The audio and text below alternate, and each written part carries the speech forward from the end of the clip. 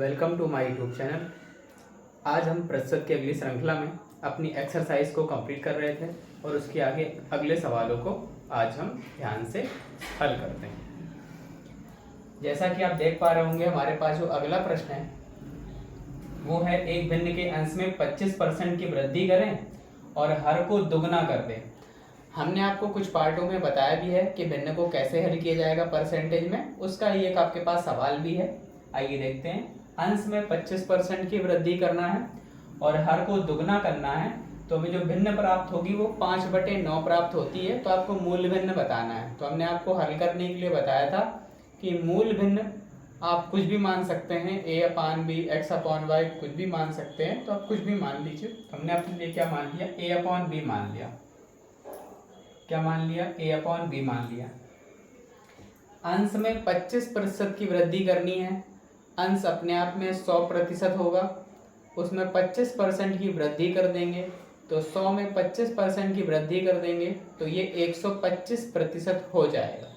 तो हम यहाँ पर इसमें 125% की वृद्धि कर देते हैं और कह रहा है हर को क्या किया जाए, दुगना किया जाए। हर को दुगना किया जाए, हर को डबल कर दो तो इसमें हम b में क्या करा दे, 2 का गुणा करा देते। क्लियर है? आइए हल कर लेते हैं। और बराबर में सामने जो हमें प्राप्त होगा वो प्राप्त होता है 5/9। लिखा है प्राप्त भिन्न कितना है, 5/9 है। आइए जल्दी से हल कर लिया जाए। a/b की वैल्यू हमें चाहिए तो हमने ये लिखा a/b बराबर, ये हमने लिखा सामने 5/9 मल्टीप्लाई, यहाँ देखिए ये जो 2 है इसका हम सामने गुणा कर देंगे तो ये ऊपर 2 आ गया। और ये जो 125% है, 125% को हम क्या लिख सकते हैं यहाँ पर 125, और प्रतिशत हटा देंगे इसका तो यहाँ पर ऊपर कितने गुणा हो जाएगा, 100 का गुणा हो जाएगा। मल्टीप्लाई में कितना आ जाएगा, 100 आ जाएगा। फिर से देखिए ध्यान से क्या किया, इस 2 का हमने सामने गुणा कर दिया, ये 2 सामने आ गया।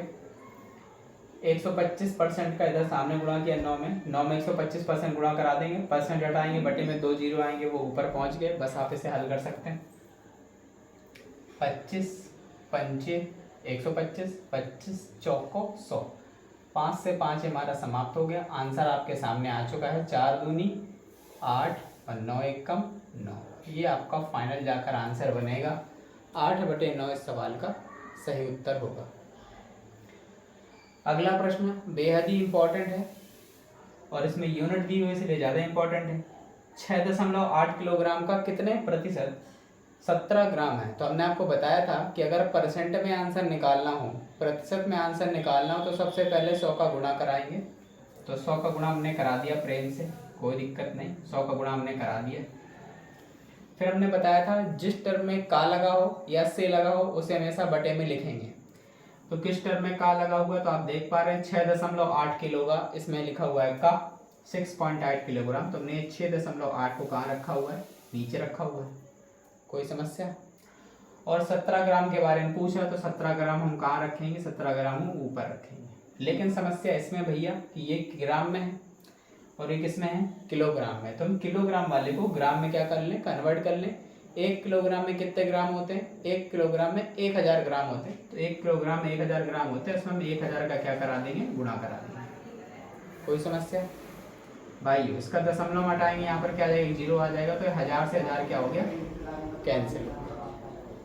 17 से आप काटेंगे, 17 चौको 68, 1/4 प्राप्त हो जाएगा, 1/4। और 1/4 का आप मतलब जानते हैं, दशमलव लगाया 0 हो जाएगा। 4 दूनी 8, 4 पंचे 20, 0.25% इसका सही उत्तर आपको प्राप्त हो जाएगा। चलिए अगला क्वेश्चन जो है, ये टाइप आपको पता चल गया होगा। ए की आय बी से 10% अधिक है तो बी की आय ए से कितने % क्या है, कम। ये हमने आपको परसेंटेज में पार्ट 2 में पढ़ाया था, जिसमें पार्ट 2 में टाइप नंबर 1 था, जब परिणामी में परिवर्तन ना हो। उसी सवाल का सवाल है। अब हम फटाफट से उसको सेकंडों में हल कर लेंगे। 10% अधिक है, लिखेंगे 10% अधिक है। 10% मतलब कितना होता है, 1/10 होता है। इसका मतलब कोई चीज़ 10 में 1 बढ़ रही होगी, 10 में 1 बढ़ रही होगी तो कितनी हो रही होगी, 11। बोला है 10% अधिक है, तो 10 से 1 बढ़कर कितनी हो गई होगी 11। तो बोल रहा है बी किया है, ए से कितने परसेंट कम है, तो मैंने बोला था इसमें रिवर्स चला जाता है, 10 से 11 चला गया है, तो परिणामी परिवर्तन ना होने के लिए हमें 11 से क्या आना पड़ेगा 10 आना पड़ेगा। कितने की कमी होगी, तो भाई साहब आप बोलोगे 1 की कमी हो गई। कितने में कमी हो गई, तो आप बताओगे 11 में कमी हो चुकी है।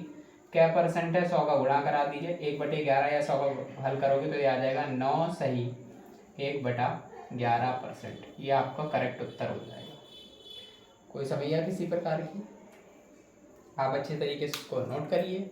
अब बढ़ते हैं अगले सवालों में।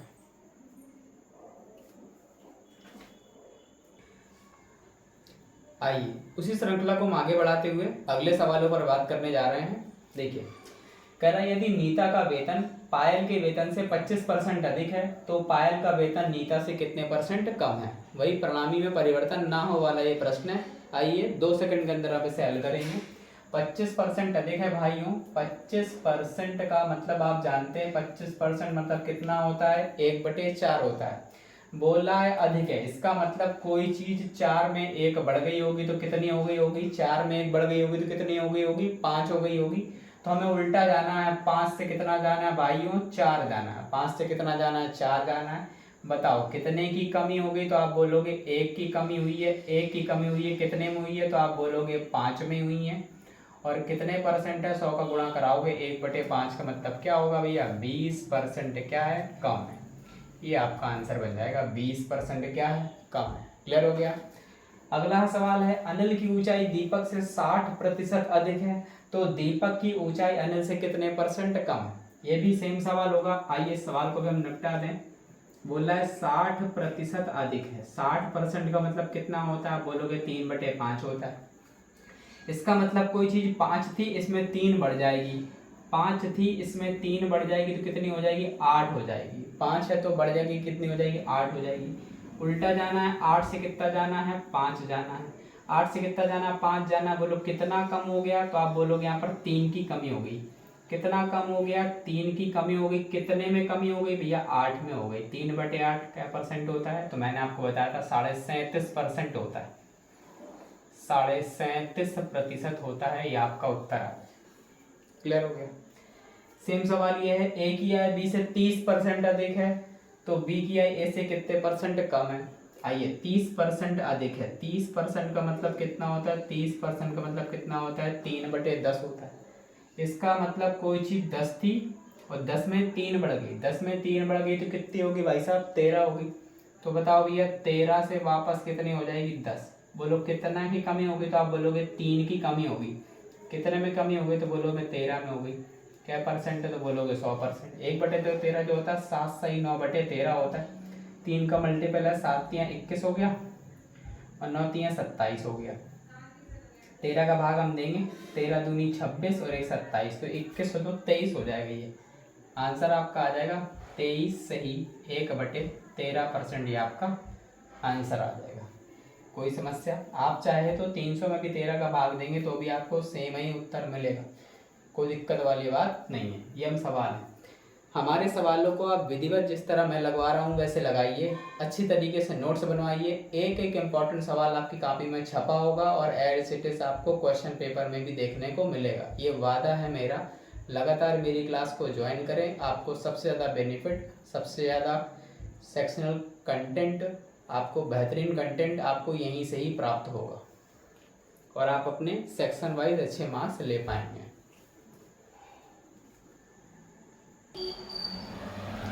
आइए सवालों की अगली श्रृंखला में हम आगे बढ़ते हैं।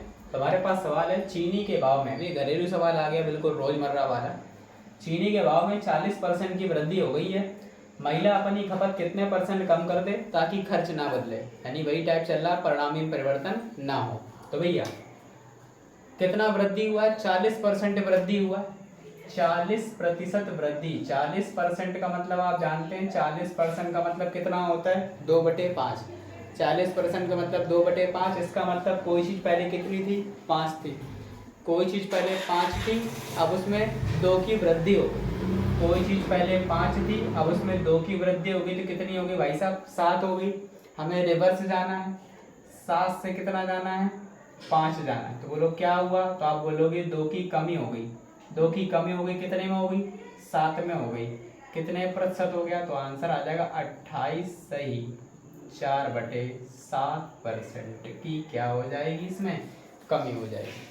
क्लियर हो गया? कोई समस्या? आइए अगला सवाल है, किसी वस्तु को 20% की कटौती की गई, फिर से अपना रिवर्स वापस लाने के लिए कितने परसेंट की वृद्धि करनी होगी? सेम सवाल है, कितने की वृद्धि हो रही भाई साहब? 20% की वृद्धि हो रही है। 20% कितना होता है? 1/5 होता है। 20% होता है 1/5, इसका मतलब कोई चीज़ पहले 5 रही होगी, उसमें 1 की वृद्धि हो जाएगी। 5 रही होगी, 1 की वृद्धि हो जाएगी, कितनी हो जाएगी? 6 हो जाएगी। वापस लाने के लिए 6 से कितना करना पड़ेगा? 5 करना पड़ेगा। तो क्या होगा भाई साहब? 1 की कमी होगी, 1 की कमी हो गई है, कितने में हो गई है? 6 में हो गई है। 1 की, जो ये लिख रहा हूँ मैं उसके बगल में लिख दिया मैंने। तो आंसर आ जाएगा 16 सही 2/3% की क्या हो जाएगी? इसमें वृद्धि हो जाएगी। कोई समस्या? अगला सवाल है, हमने आपको भाव वाले सवाल कराए थे, सेम वही सवाल है, बहुत बेहतरीन सवाल है। चीनी के मूल्य में 10% की कमी होने पर 1116 रुपये में 6.2 किलोग्राम चीनी अधिक खरीदी जा सकती है। चीनी का घटा मूल्य बताइए, मतलब आपको नया रेट चाहिए, क्योंकि क्या हो रहा है? कमी हो रहा है। मैंने आपको इसमें 2 सवाल निकालना बताए थे, दोनों में से कोई एक सवाल आपसे पूछा जाएगा और उसमें स्टेज नंबर फर्स्ट का ही सवाल पूछा गया। बहुत प्रेम से निकला है आंसर। हमें उठाना अपने 1116 रुपये, और हमने कहा था क्या निकालना है इसका? आप इसका 10% निकालना है। क्या निकालना? 10%। तो 1116 का 10% निकाल लो, क्या आ जाएगा? 111.6 रुपये, ये आ जाएगा। और ये 111.6 रुपये में आपने कितना खरीदा है? 6.2 किलो। 6.2 किलो का रेट है 111.6 रुपये। तो बताइए 1 किलो का रेट कितना होगा? 1 किलो का 6 दशमलव से दशमलव कैंसिल हो जाएगा, 62 का जब आप इसमें भाग करेंगे तो आ जाएगा 18 रुपये। ये आपका आंसर हो जाएगा कितना रुपये? 18 रुपये। तो आंसर आ जाएगा 18 रुपया प्रति किलोग्राम। ये आपका बहुत साधारण सा आंसर आ गया। इतने फर्राटेदार मेरे पास कॉन्सेप्ट थे, फर्राटेदार मेरे पास स्मार्टेस्ट वे है आपका, कि आपका दिल खुश हो जाएगा। बराबर मेरे साथ बने रहिए। आइए सवालों को अगली कड़ी में हम लोग आगे बढ़ते हैं।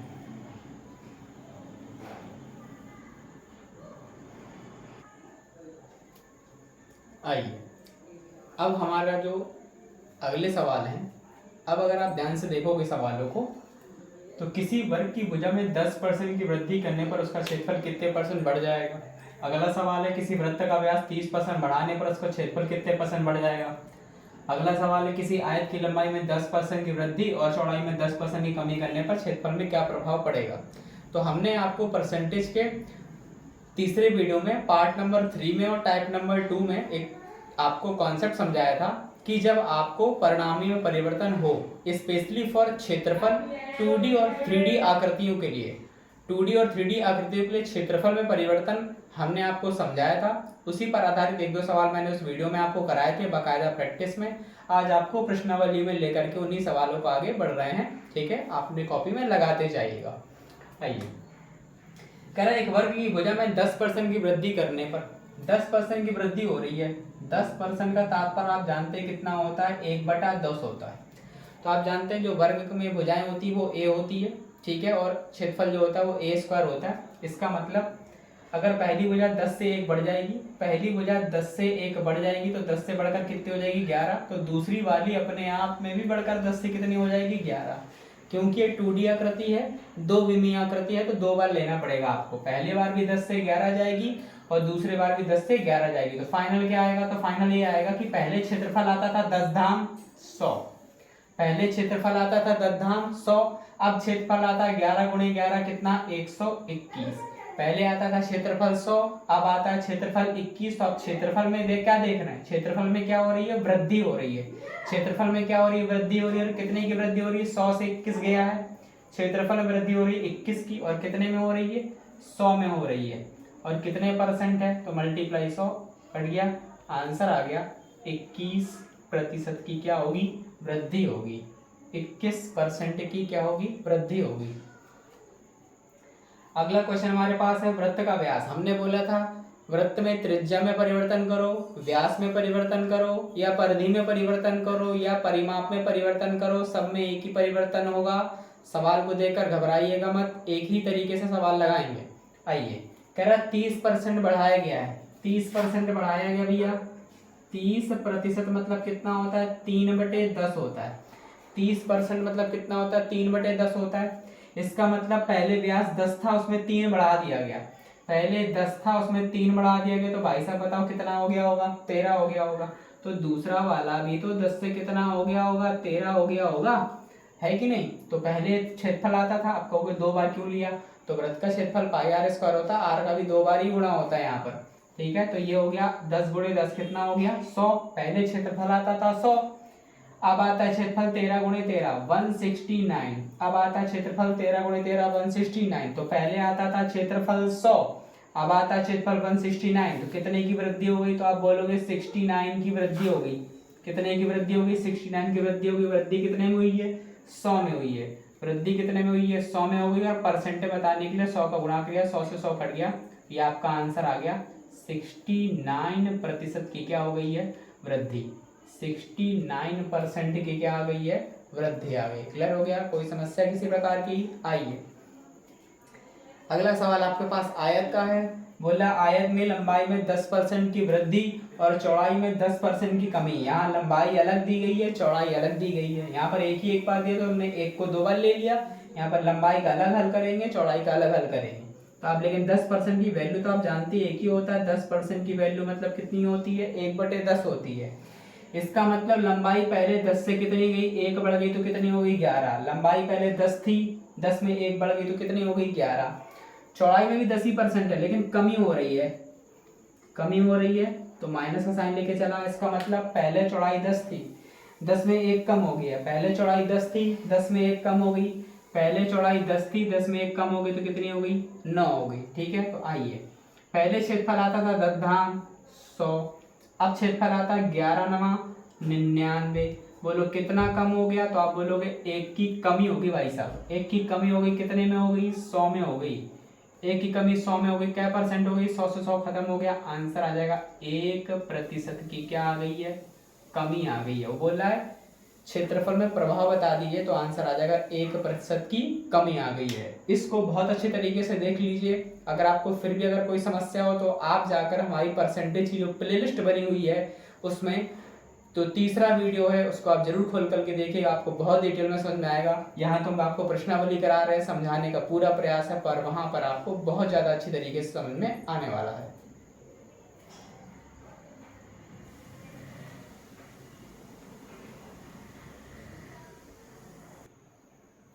आइए श्रृंखला को आगे बढ़ाते हुए जो हमारा अगला प्रश्न है वो आप देख पा रहे हो, लिखा है 10% तथा 10% की 2 क्रमवार वृद्धियां किसके समतुल्य हैं। मतलब 10% और 10% 2 बार दिया गया है, वो किसके बराबर है, यानी इनका परिणाम ही निकालना है। आइए हल करते हैं। वृद्धियां बोल रहा है 10% की 2 वृद्धियां, 10% मतलब कितना होता है, 1/10 होता है। इसका मतलब पहले वाला 10 से 11 चला जाएगा, पहले वाला 10 में 1 बढ़ गया 11 हो गया। दूसरा वाला भी 10% है, तो ये भी 10 से 11 ही होगा। तो आइए रिजल्ट देखो, पहला रिजल्ट आएगा 10 धाम 100, दूसरा रिजल्ट आएगा 121। कितने की वृद्धि होगी, तो आप बोलोगे 21 की वृद्धि होगी। कितने में हो गई, तो बोलोगे आप 100 में हो गए। पहले 100 था, फिर 121 हो गया। क्या परसेंट हो गया, कट गया। यहाँ पर आंसर आ जाए किसके परसेंट है, 21% के क्या है, ये बराबर है। अगला सवाल है गेहूं के मूल्य में 20% की कमी होने पर 600 रुपए में पहले से 10 किलो गेहूं अधिक खरीद सकते हैं। गेहूं का नया मूल्य बताइए। बहुत आसान सवाल है, कोई आपको फॉर्मूला इस्तेमाल नहीं करना, सीधे आप उठाइए अपने रुपए को। सीधे हमने उठाया क्या, 600 रुपए। 600 रुपए का कितना परसेंट निकालेंगे, 20% निकालेंगे। 6 दूनी 12 कितना आएगा, 120 रुपए। और इसी में आपने ये 10 किलो गेहूँ खरीदा होगा। 10 किलो की कीमत कितनी है, 120 रुपए। तो बोलिए 1 किलो की कीमत कितनी हो गई, 12 रुपए। और यही आपका आंसर आ जाएगा, 12 रुपए किलोग्राम। ये आपका उत्तर हो जाएगा। फिर से देखिए 600 का हमने क्या किया, 20% निकाला, कितना आया, 120 रुपए निकाला। इसमें ही आपने 10 किलो अधिक खरीदा था, यानी 10 किलो की कीमत कितनी है, 120 रुपए। तो 1 किलो की कीमत कितनी होगी, 0 0 काट के कितना आ गया, 12 रुपए। 1 किलो की कीमत 12, अर्थात जो आपका गेहूँ है वो क्या है, 12 रुपए किलोग्राम। क्लियर हो गया। होप सो अच्छे से आपको सवाल समझ में आ रहे होंगे। मैं आपको प्रश्नावली का जो भी इम्पोर्टेंट सवाल है एक एक बिल्कुल लाइव बाय टाइप बस आपको कराता चलूँगा। आप बराबर से नोट्स बनाते चलिए। चैनल को ज़्यादा से ज़्यादा लाइक करिए, शेयर करिए, सब्सक्राइब करिए और हमारे साथ तैयारी को सुनिश्चित करने के लिए हमारे साथ जुड़े रहिए।